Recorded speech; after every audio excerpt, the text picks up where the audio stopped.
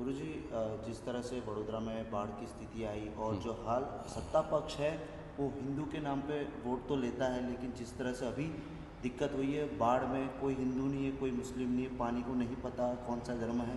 तो इस जिस तरह की बाढ़ की परिस्थिति वडोदरा में आई और लोग जो है बेघर हो गए, जो हालत हुई है, इस बारे में क्या कहना चाहिए? बस वही पीड़ा देख करके मेरे मन में वो भाव जागे कि मुझे बोलना चाहिए, क्योंकि सन्यासियों का परम धर्म होता है कि वो देश, देव और धर्म के विपरीत आचरण करने वालों को अपने धर्मदंड के द्वारा सबक सिखाए।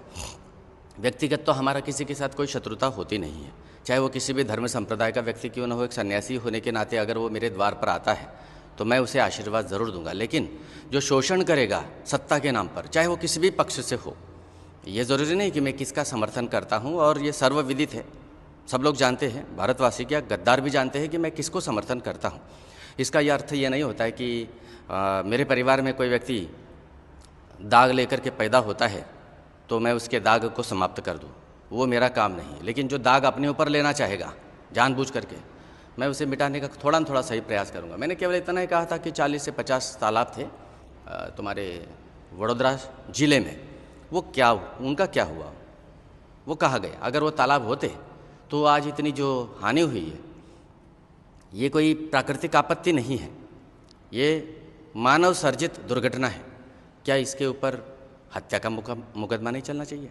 मैं किसी का व्यक्तिगत शत्रु नहीं हूँ, ये सर्वप्रथम मैंने बात कही है, लेकिन मुझे शत्रु समझने की भूल भी मत करना, क्योंकि मैं सनातन का और महाकाल का अनुयायी हूँ और मैं उसी परंपरा से चलता हूँ। किसी प्रकार का कोई स्वार्थ नहीं है। और ये जो हुए 15 लोग की मृत्यु हुई वडोदरा में, है ना, किससे? बाढ़ से। जो बाढ़ प्राकृतिक नहीं है, प्राकृतिक रूप से तो मेरे यहाँ पर भी बहुत सारा नुकसान हो गया इस बार, लेकिन वो प्रकृति है, प्रकृति किसी को नहीं छोड़ती।